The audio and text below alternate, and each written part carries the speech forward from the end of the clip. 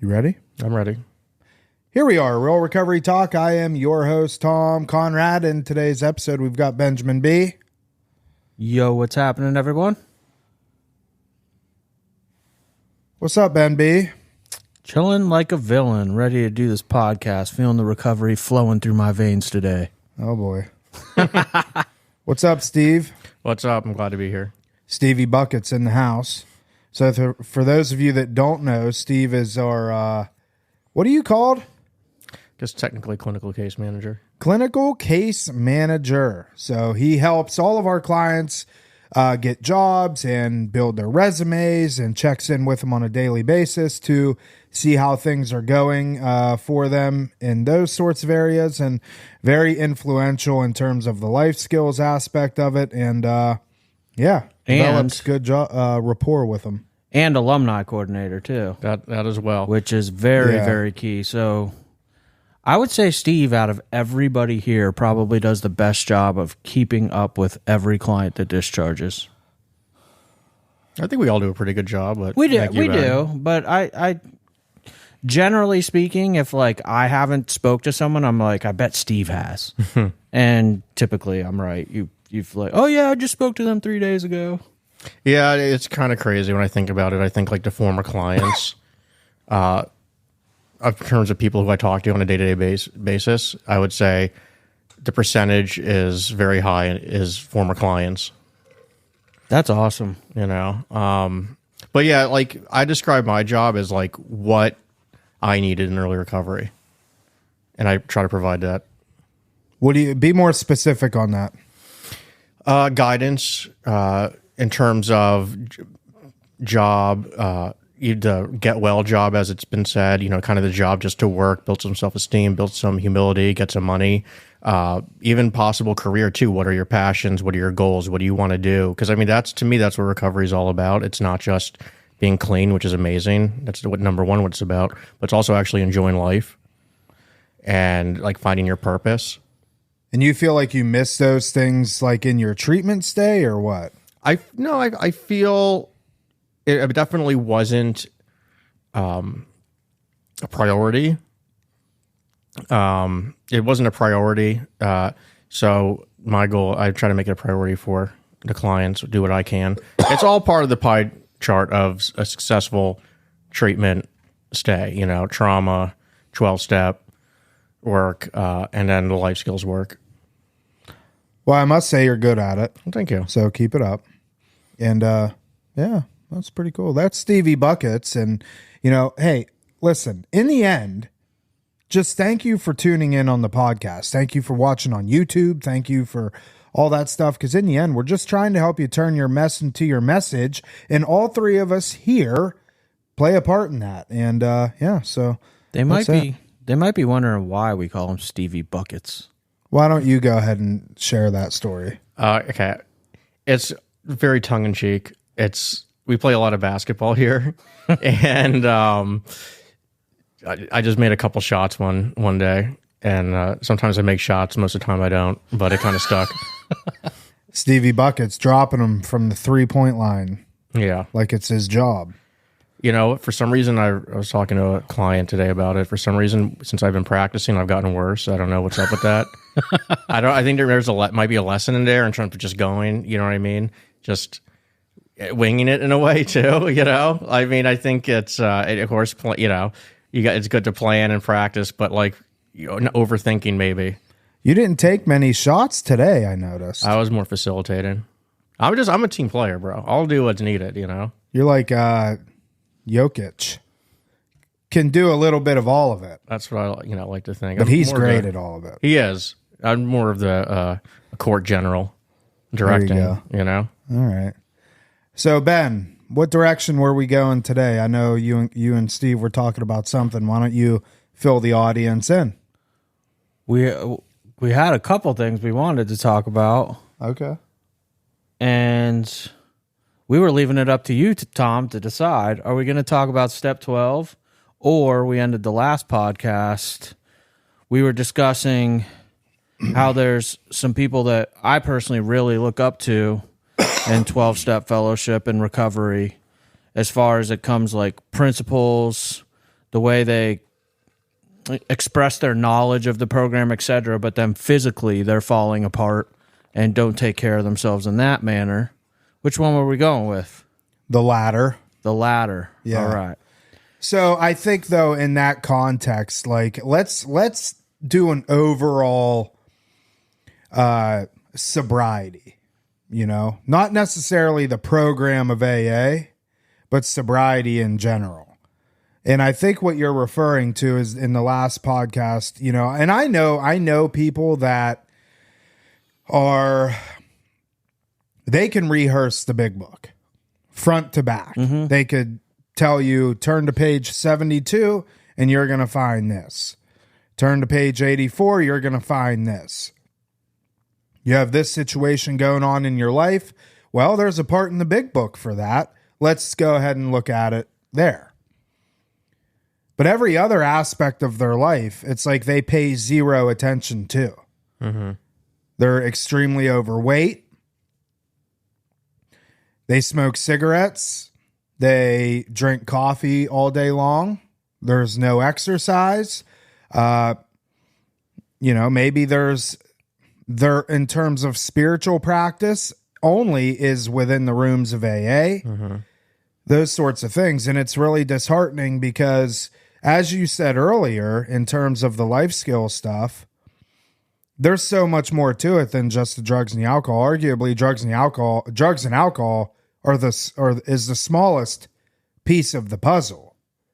And if every other aspect of our lives are kind of in shambles, then why even be clean? Yeah, that's kind of what I go to. That's why I think like passions and hobbies are so important, and feeling physically good too. Because like, why not use if you don't have that? If your life's still in a miserable place? Because I mean, there's people who never picked up a drug and their lives really aren't that good. We all know them. We have people in our lives like that. It's like, why not go back to our go-to that was making us feel good? It was something we were good at, So it's really important to put that in that foundation when you're building a recovery life. But that reminds me, when I have this Michigan retreat I go to every year. I've been going for like this year, probably like my 12th or 13th year going. It's my whole sponsorship family. It's once a year. It's awesome time. Just all men, about 400 guys from all over the world, really, of just our sponsorship family. Anyone could come if they want to, type of thing. We don't turn people away. But like, it's primarily our sponsorship family. And I remember one time, earlier recovery, I was with my sponsor, and we were sitting in the front row, and it was like they were setting up for a speaking panel, and there was like 4 or 5 guys with it was like 30 to 30 plus year speakers, you know what I mean? And it was like 30 years, 32, 35, 42 or whatever. They're all like 5 of them, and they're all like extremely overweight. And I'm not knocking anyone who's overweight, but like my sponsor goes to me and he's like, Steve, look at this. And I'm like, really, this might be, I was maybe had a year, maybe less, maybe a little more, but around that time. And he's like, Steve, look at these guys. Why would you get all those decades clean and take care of yourself like that? And that really stuck with me, Yeah. Well, you do see it a lot. Yeah. Inside the rooms. I mean, if you go, and it's a common practice of, it's really endless amounts of caffeine inside any sort of AA meeting. Is NA the same way? Oh yeah, for sure. As far as like the coffee? Yeah, absolute coffee. We got bagels, or not bagels, like donuts. I thought pastries. They'd have like energy drinks. No, that's when the halfways come, they bring the energy drinks. Oh, okay. Yeah. They don't have like a vape pen vending machine? They do not. Well, there was one place in Fort Lauderdale, but they're not around anymore. It's one meeting place. What do you got on it, Ben?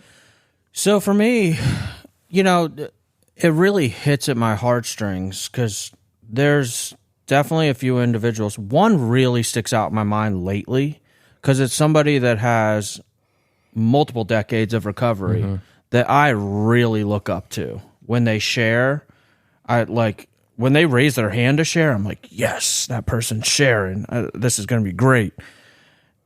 But at the same time, like during their share, physically, they sound like they're going to keel over and way out of shape. I don't want to give too many details, but they partake in unhealthy habits such as smoking and whatnot. And it's just, it really sucks to think like this person carries such a strong message, but they're, for lack of a better way to put it, maybe lack of action is killing them slowly. Where before, alcohol was killing them and would probably bring death a little quicker. Now they're killing themselves slowly in other ways. And we, very oftentimes I look at like when we get sober, it's kind of like, what do they call it? The freshman 15 in college or something like that? Is that the saying? Yeah. When we get sober, when all you're doing is smoking crack, we call it the stem fast diet, or if you're doing meth, cocaine, all that stuff, or, doing opiates, whatever, man. If you're a drinker, you're generally speaking pretty underweight. Yeah. Then we get sober, and how many of us, food becomes like a big thing. It's like we're not eating to get nutrients and be healthy. When we get sober, I can speak for myself. It was more like I was eating as a hobby, right? Yeah. Like you want to go out, you want to get the best desserts in town because you're also looking for something to fill that drugging time. Like, so going to restaurants became a big one for me. Like going out to eat and cramming down junk food. Most people get into recovery and very quickly get overweight. And it's easy to justify. I'm not smoking crack anymore. I'm not putting a needle in my arm. And that could it could become unmanageable pretty quickly. Because food tastes good. I mean, for me, I didn't eat for a while. Like maybe a couple times a week when I was, especially towards the end of my active addiction when things were really bad. It's like, food. And it also like it hits us and very similar in our brains and everything, how food or how drugs do. I want your guys' opinion on this too. I was just thinking about this because I hear this a lot. Tell me if you've heard it too. For instance, someone's in early recovery, they're living in halfway, and they say they can't afford to eat healthy. Do y'all ever hear that? Oh, all the time. That's a bunch of crap. I do feel like there's some truth to it. Let me hear your side of it. How do you feel like there's truth to that? Well, I just asked you first. All right. Well, first off, anybody that's in halfway is technically homeless. So if you're homeless, you get, at least here in Florida, you can get food stamps. Food stamps is going to allow you anywhere between $150, $200 a day. Or, a month. Now, it's higher than that even. Is it? Yeah. Okay. So, it's not, I'm very surprised that you said that because in the end, chicken, I get it. Inflation is here. Like there's nothing we can do about it. And food prices are up, but it's being intentional about, it's not that they can't afford it. It's just that they would rather, if it's a matter of spending $50 on some quality proteins and some quality carbohydrates and some vegetables or whatever the case is, or I could spend half the amount, get frozen whatever, Hungry Man's, DiGiorno pizzas, maybe a couple pints of Ben and Jerry's, and I'll be able to get energy drinks and, some other BS. They go that route. Or Uber Eats, which Uber Eats $40 a meal, $40 a delivery with everything, all the fees they throw on. Yeah. $40 with like say protein could take you a couple days, for sure. Oh, $40, for sure. That's a meal with Uber Eats. I try to eat somewhere between 1 pound and 2 pounds of meat a day, to get relatively close to somewhere between 150, 200 grams of protein a day. And that's going to equate to, depending on what it is, if it's chicken, $7. And that's my whole protein for the whole entire day. Now you take that times it by 7 days a week, that's $49 if my math serves me right. Jasmine rice can't get any cheaper. They practically give it away. You $5, you get enough rice to last you a month. And your produce, of course. Now, if you want to go to Whole Foods and you want to buy organic, non-GMO, whatever this, or, like those sorts of things. Yeah, that's a justifiable statement, but you can go to Walmart, you can go to Winn-Dixie or Aldi's or something and get all that stuff super cheap. And I don't know the facts on it, but I believe they all come from the same place. It's just, Whole Foods is Whole Foods. So you can spend more money on it and, you think you're getting a better product. But I don't know if you actually are or not. But go ahead, Ben. Well, I'll say this, because I'm listening to you, and what you're saying definitely makes sense. I guess maybe I should clarify, it would definitely take effort. Mm-hmm. Like, because I remember when I was getting sober, Totino's pizzas were 10 for $10. Yeah. That was a very large amount of food for $10. Mm-hmm. And I'm kind of speaking from also, like, I've looked at it where I've had some clients here ask me to write them like a meal plan, and I've put the meal plan down, and one of the questions I asked them is like, what's your budget and can you afford what I've put down here? And I've literally had to make adjustments when they tell me how much they have for the week. Well, this is going to be about this much, and I've had to cut some things out or lower some portions, because they're trying to do the fitness thing in addition to. So it definitely takes some effort. As does anything, though. Yeah.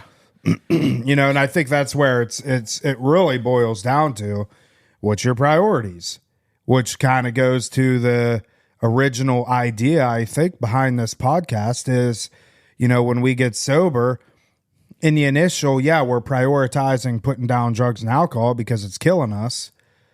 But at some point, your priorities have to switch, and it's less about the drugs and the alcohol because that is a given. We have to remember. Now it needs to be, our priorities need to focus on other areas, whether that's our physical health, our emotional health, our spiritual health, our relationships that we carry with people, how we conduct ourselves in society, all those things we eventually have to start taking a look at. And, if we don't, then you fast forward, 10 years and you're, 50, 100 pounds overweight, smoking cigarettes, and you're going to die from a heart attack or a stroke in a couple years, and that's not what sobriety is supposed to be about. Yeah. And I mean, like, we have to remember, or I have to remember at least, that I have the disease more, as it said, if it feels good, I like it and I want more of it. Yeah. So especially when you take out if I've been, drinking and drugging for a decade, I'm going to replace it with things that make me feel good. And a lot of times things that make you feel good aren't the healthiest things. Well, yeah. And I think that's where nothing worth having feels good in the very beginning, but eventually it will start to feel good, or the byproduct of it feels good. Hence, working out, exercising, strength training, whatever the case is. In the very beginning, or even if I take a month off, which I do, I don't intentionally take a month off. I just sometimes get lazy and I won't work out for a month. When I go back to it and I go back to squatting, I go back to bench pressing, deadlifting, all those sorts of things, I'm sore. I'm sore as hell for, probably a good 3 to 5 days. Got to get through it. And then eventually things start to feel good again. And, but you have to kind of, as they say, embrace the suck. Anything worth having, there's some level of uncomfortability in the beginning. To me, that's like a big part of the when you see clients who are institutionalized, they get to the suck part. I mean, it's all great. They can do 30, 60, 90 days, like nothing. They have it down and they're great clients. But then when it gets to the suck part, the life skills part, a lot of it, that's where the struggle comes in, and they'd rather get high and revert back to level 1, if you will. Yeah, I always ask our clients, like, right now we're talking about like fitness, diet, stuff like that. I ask them, can you do exactly what you're doing right now when you discharge from rock?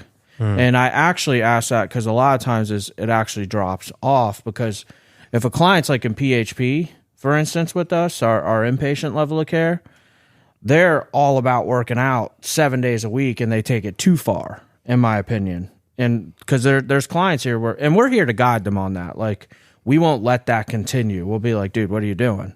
Working out 7 days a week is not something you're going to be able to continue to do when you leave here, because you're going to have a job. Maybe you got kids you got to go back to, whatever the case is. You're going to have other responsibilities start to filter into your life. Pick something that you can stick to when you leave here. Going to the gym 3 to 4 times a week is reasonable. It's not. It's definitely unreasonable to think that you can go seven times a week. And if you're building your recovery foundation in treatment, you want to make sure that you don't have to change that foundation when you leave, because that's just an obstacle later down the road. Mm.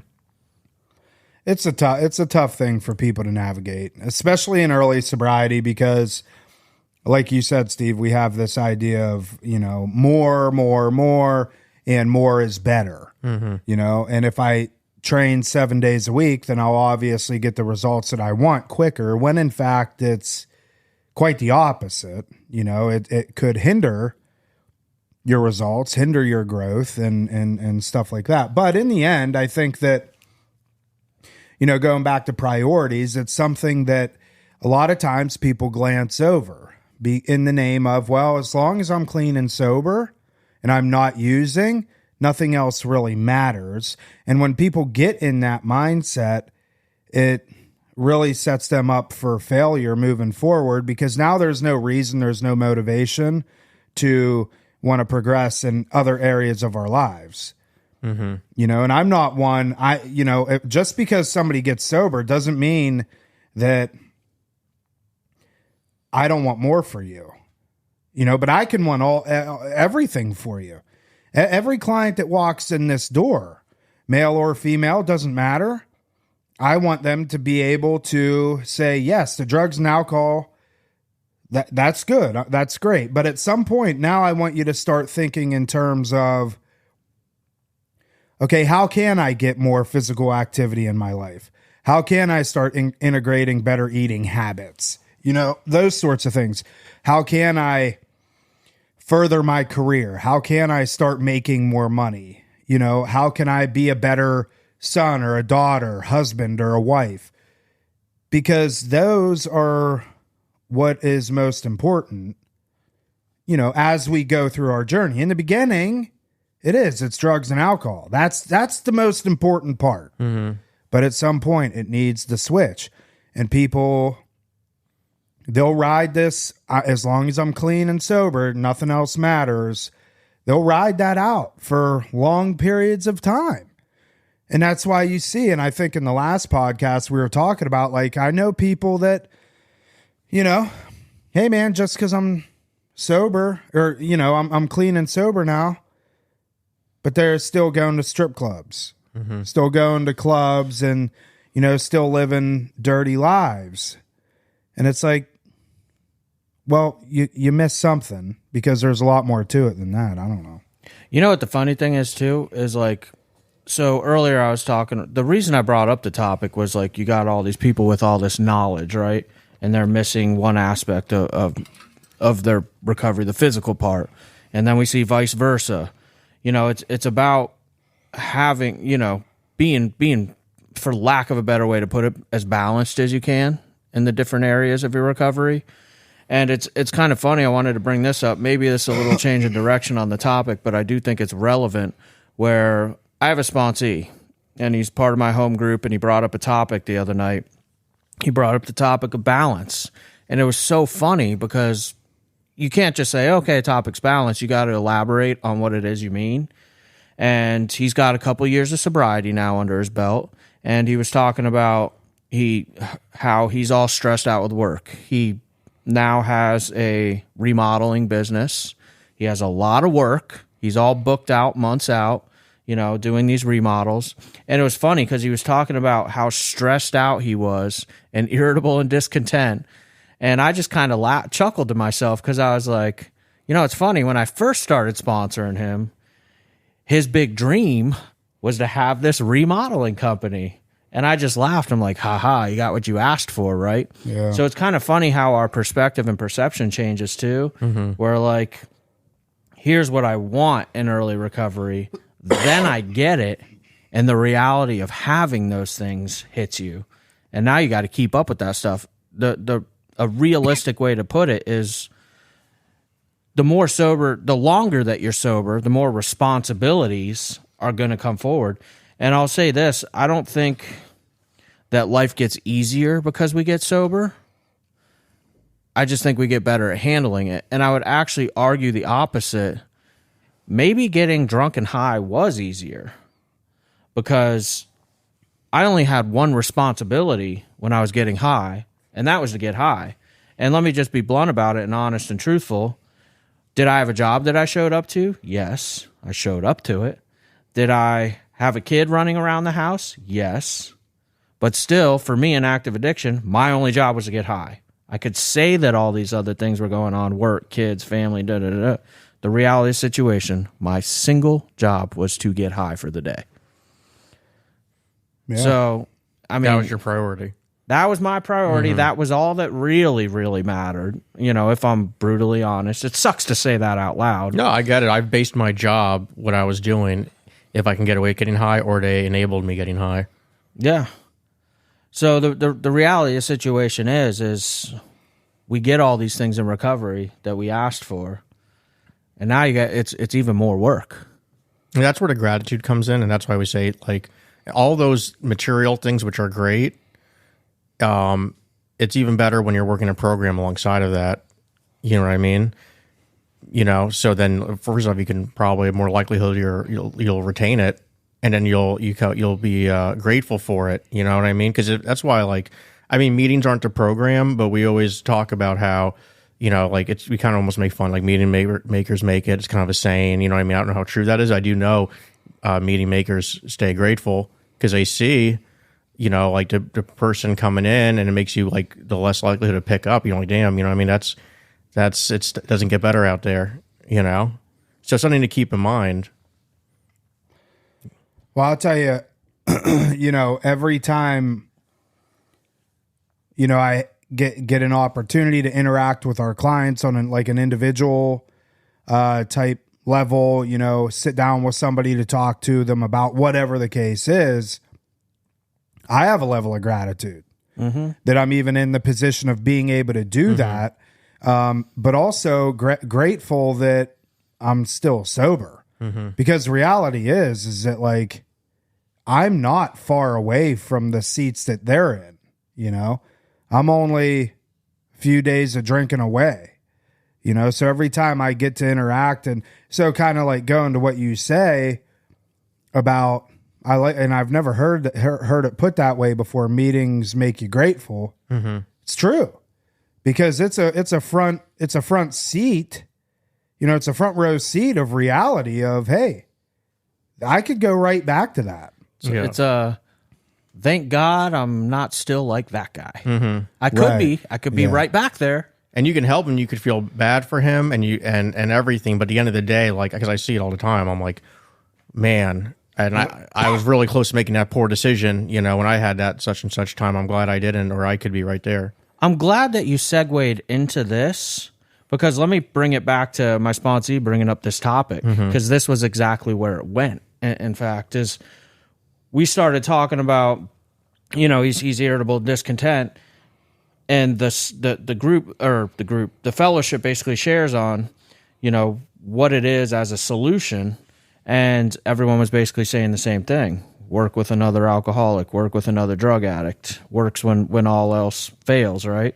And it's funny because that was Friday night, and last night I'm going to bed, it's like 10 o'clock, and all of a sudden a text message comes through, and it's a screenshot of one of the pages out of the big book, and it's all about sponsorship and how it lifts you up, you know, so that he went and met with somebody, and all of a sudden his spirits are lifted. He was helping one of his sponsees, you know, so going back to, like, here, all this life stuff that I asked for has now been thrown in my face and stressing me out.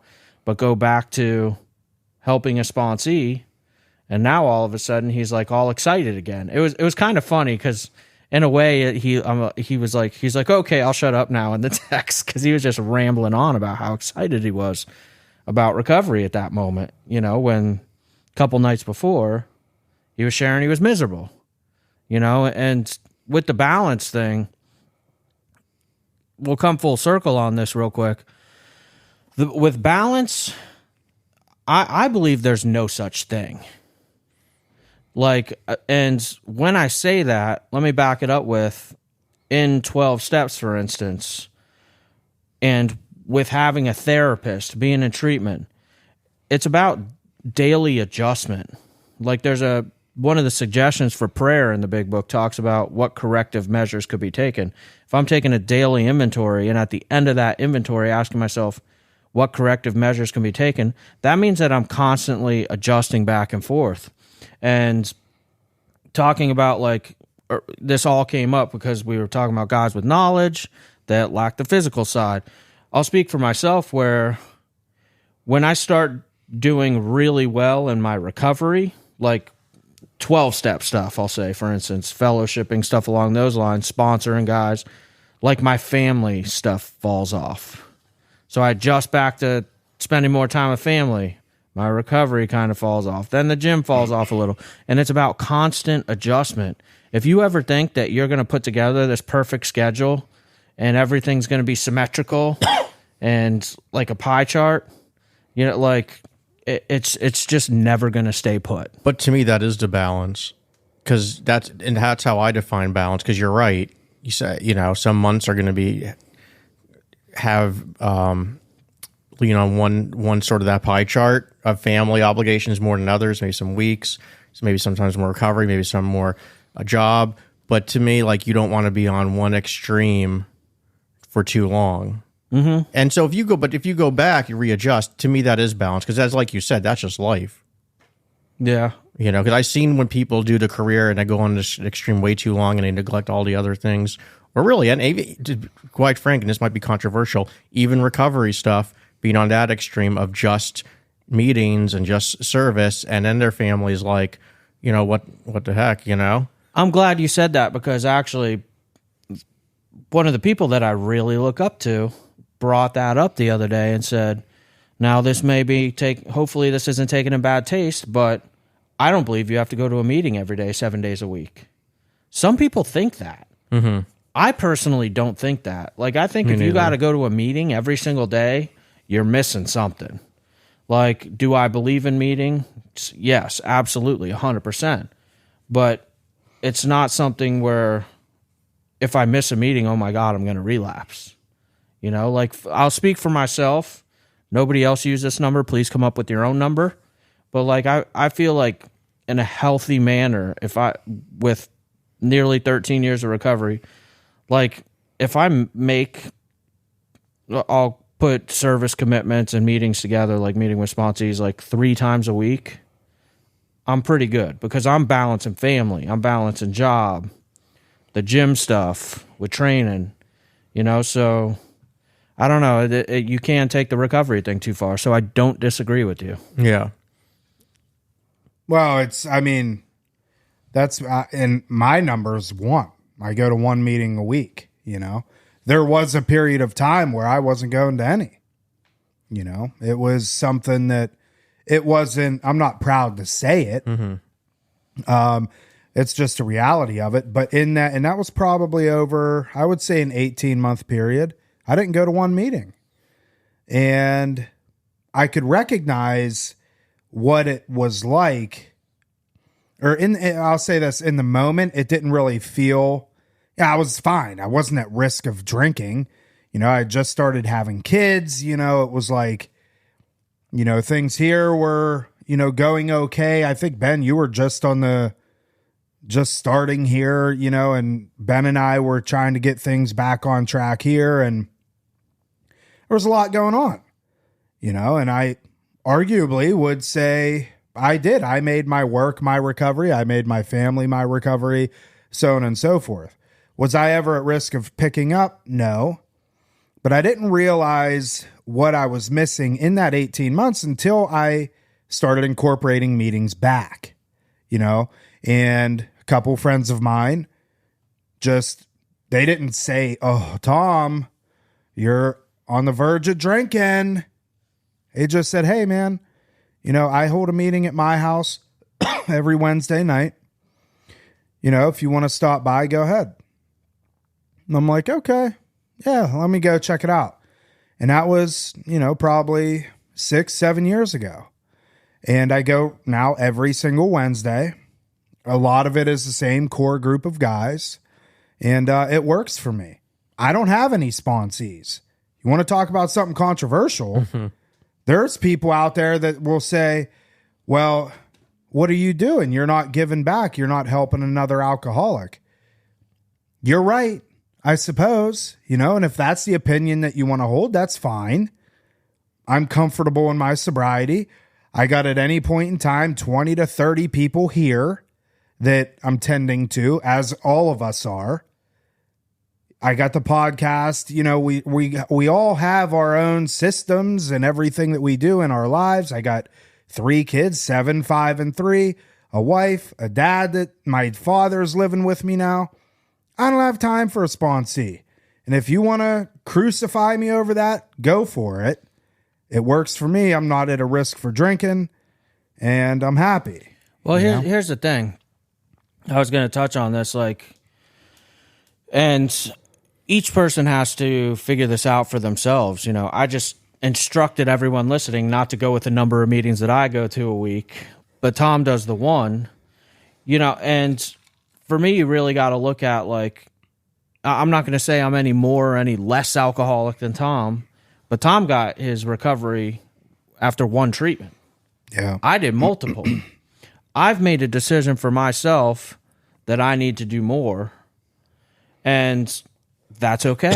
And Tom made a decision for himself. He does go to this meeting every Wednesday night, that's what works for him.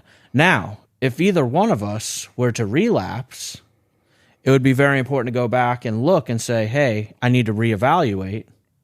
What was I missing, or was I doing too much, or was I doing too little? And that's the thing is if things do slip, that we're taking an honest look and saying what's going on, what happened. But even to that, I'm not even going to wait for the relapse, and this is kind of goes back. You want to talk about full circle. This is why it's important to be improving in every aspect of our lives, because if we're not improving, then there's really the only place to go is to relapse.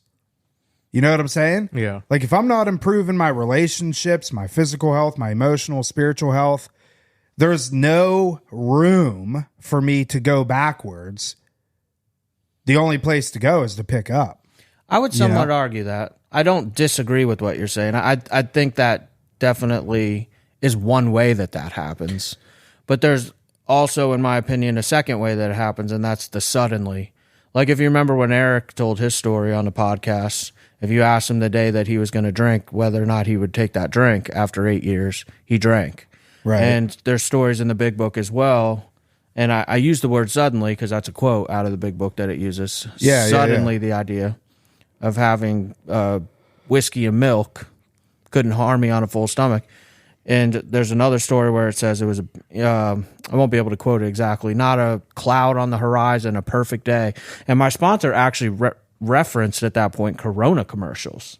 When we were reading that part of the book, he's like, Ben, we drink on beautiful days too. The advertisements for liquor are generally happy situations. They don't have some doom and gloom advertisement. And then here's your bottle of whiskey.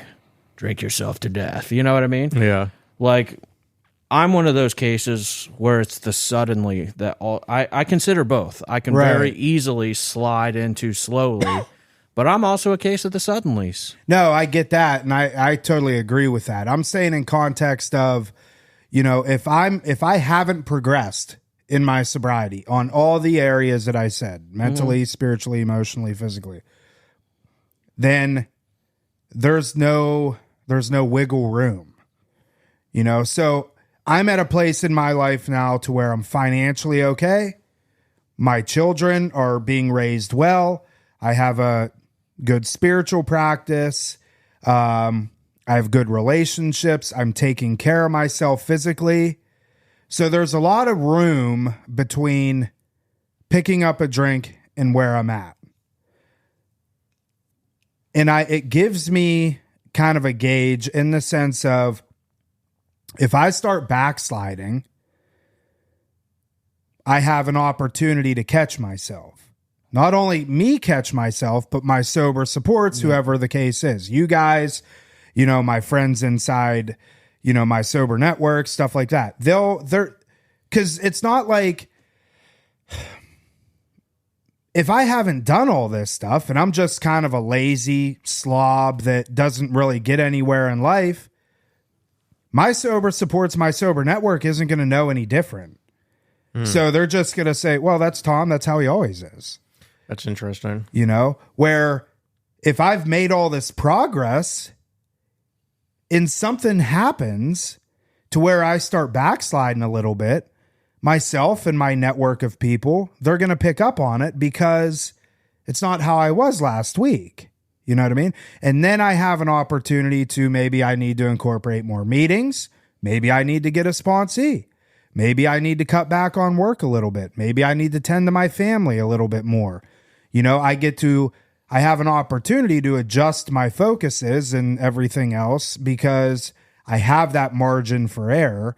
Versus if I haven't made this progress, me backsliding looks no different to anybody else because I'm still the same person. Mm-hmm. You know what I mean? Yeah. It's funny. Maybe this is a little bit of an offshoot, but I think it'll be cool to talk about. We're right now like basically discussing people seeing us backslide or us catching ourselves backslide. Nowadays with social media, how often do you guys see, like, just sake of this conversation, it's an easy example, like some of our old clients, and they're on their social media and they may still have not drank or drugged, but you're like watching their social media feed and you're just like, here it comes. Yep. Social media says a lot nowadays. It does, but at the same time, it doesn't. I mean, I know, because again, I speak to a lot of former clients. They post their social media looks like they have a dream life, and I'm talking to them, and like the girlfriend just said how much they love and stuff. They're like, I hate her. All we're doing is cheat. We're cheating on each other, and all this stuff. It goes both ways. It goes both ways. Yeah, it goes both ways. I do see what you're saying. You could see the progression of someone they're tending, especially when they go back home, honestly, which was a big subject in the group today of going back home. You know what I mean? And maybe they'll go do the meeting. It'll slowly fall off. Next thing you know, this thing's like, you'll not see me in the club again. Next thing you know, they're starting to go to the club again. Next thing you know, they don't post at all. And that usually means they're in detox or something. So, yeah. No, it just came to mind for me because specifically there's 3 individuals that just kept popping up on my feed, and they're actually not one of them's a past client from years ago, but the other 2 actually aren't. I just know them from recovery. Mm-hmm. And for whatever reason, these 3 people just keep popping up on my feed, and I'm just like watching there, and I'm just like, they're all attempting sobriety, but everything that they're doing on social media does not align with people who are trying to be sober. Yeah. Right. I'm just like, oh. But part of me wants to say something, but at the same time, it's also none of my business, so to speak. I take the seat of I have to allow people to have their experience. Yeah. For sure. I mean, if I saw Tom backsliding, I would say something to him, but I don't know. There's very, very few people that I think I would say something to, in contrast to how many people I know.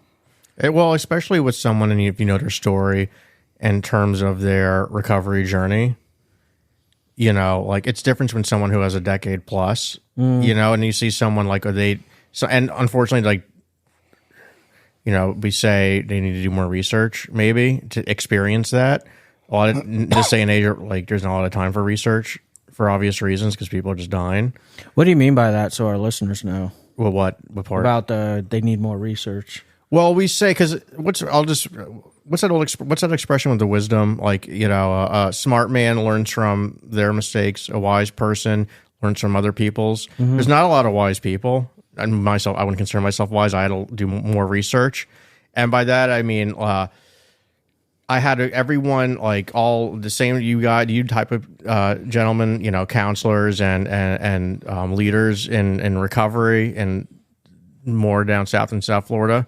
Hollywood area telling me, don't do this, or I suggest you don't do this. And me like, yeah. I had to experience, as a 21-year-old, I had to experience that myself. Like, oh, I can't just smoke pot. Oh, I shouldn't be in these places.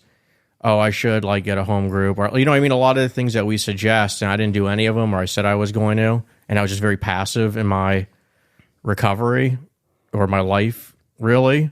And eventually, like I had to go out and make sure, because you know my question was, maybe I'm not a drug addict, maybe I got, you know, crack's just amazing, and I got a little carried away, if you will, you know. Everybody just smokes a little crack, right? And like I got a little carried away, but it's okay. I'm 21. I'm too young to stop all this, so I had to learn my own research. Like, wow, I ended up even worse than I was before. Yeah, and like, okay, maybe there's something to this. You know, but I had to find it out for myself. I won't say too. Let me clarify this. Like, based off what I said, that there's only a few people that I would like interject myself with, like Tom or you being one of them. But I do also like, I'll give a subtle, like, if I think someone's not doing well, I won't say, hey, it looks like you're not doing well. I'll be like, hey man, what's up? Yeah, for sure. How you been? You know That's what I do as well. Yeah. And it depends on the rapport. Yeah. You have with the person. Yeah, I won't just like completely leave people out to dry and get run over, you know, without at least a little subtle. And honestly, at that point, a lot of times it's their job to be honest. Yep, exactly. You know. See, I'm more the opposite. I'm more like, I'm just going to grab the bull by the horns and shake you and say, what the hell are you doing? I don't know. That's just my personality. That is your style. Yeah. Tom has that. And it works with some, doesn't work with others, you know? Well, and that approach works for you too. Right. Like, like we all, you know how we all have like our style of how we communicate with people? Tom, just for whatever reason, has this ability to be super direct with people. Right. And he guides them in that manner. Where me, I take more like the backdoor approach, you know, if that makes sense. Well, you do more of a, what's the best way to put this? You allow them to come up with the right answers and solutions to the problem. Like, you'll guide them to that answer versus me. I'm just going to tell you what it is. But I have a kind of an influential way of sharing it and kind of expressing it to where they'll resonate with it. And they're like, okay, yeah, that does make sense, you know? And, you know, I think a lot of it is that I'm very passionate about, you know, whatever the situation is, you know? You are very animated, though. Yeah. Especially when he says no. You're like, no! So, well, that was fun, guys. Yeah, it was. Yeah. What'd you think, Stevie Buckets? That was a pleasure. Yeah. Some good discussion. Dude, it is hot in here. I think it's nice. Did these new fancy mics, like, blot out the AC if it was on? No. No. Nope.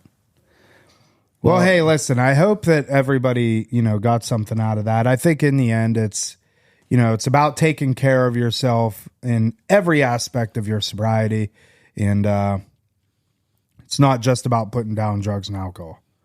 I know people inside meetings that got multiple years of sobriety, and I'm like, I would not want your life. You know, and that sucks. It's sad to say, but it's the reality of it, you know? Mm-hmm. We talked about that last episode with being an inspiration to somebody. Right. Are you inspiring somebody to be sober? I just got a cramp. Oh. All right. Anything else, Buckets? You know, it just occurred to me, and it's something I know, but like in terms of mentioning it, I think a lot of it is not taking on a newcomer too, which I've seen when people get stagnant. Do what? Not taking on like a newcomer. Okay. You know what I mean? And kind of showing them away. Because a lot of the guys with like decades plus that I feel their lives are kind of unmanageable, health-wise, Right. spirituality, all that stuff. It's because like they're old timers and they only sponsor old timers. Does that make sense? No. Because they only have old timer problems, and they're all just kind of if you catch a giant circle jerk, you know, for lack of a better. Let me say it like this. I think I'm picking up what you're putting down. Like when somebody asks me how many sponsees I have, I only mention the ones I'm actively doing. The number reflects the ones I'm actively doing work with right now. I've sponsored a lot of guys and gotten a lot of guys through 12 steps, but I don't go around being like, yeah, I got 100 sponsees. Like when we're done doing step work, I don't count you anymore. Like, yeah, I'm still your sponsor. I'm still there for you, but I only count the ones I'm actively doing step work with on a daily basis. Yeah, I think that's a good way to do it. And I think like, and Tom, in terms of like you say, you don't have any sponsees right now. I do think it's something to be said. Working in treatment gets a bad rap in terms of how it correlates with one's recovery. But dude, it's something to be said about helping a lot of young people. Yeah. At one time, you know what I mean? So we're all exposed a lot more than people when they just kind of, you know, stick with just the guys they're friendly with and guys they've known for decades. I just don't think it's healthy. That's all. Got it. Well, hey, listen, hope you enjoyed that episode. And in the end, if you have any comments, questions, or concerns, you could always reach us, Tom at realrecoverytalk.com and Ben at realrecoverytalk.com. And in the end, we're just trying to help you turn your mess into your message, right, Ben? Right here. And I do have one thing to say, and I know she's listening. Jen, I have not forgotten about you. I am going to get on this Zoom call for your group. I promise you. It's just we have been super busy. Ben went off to wherever, Minnesota, for a month. And, you know, he's back now, so I can breathe a little bit. But rest assured, I am gonna get on that. I'm looking forward to it. And yeah, that's it. So thanks, guys. Appreciate it. And we will see y'all later.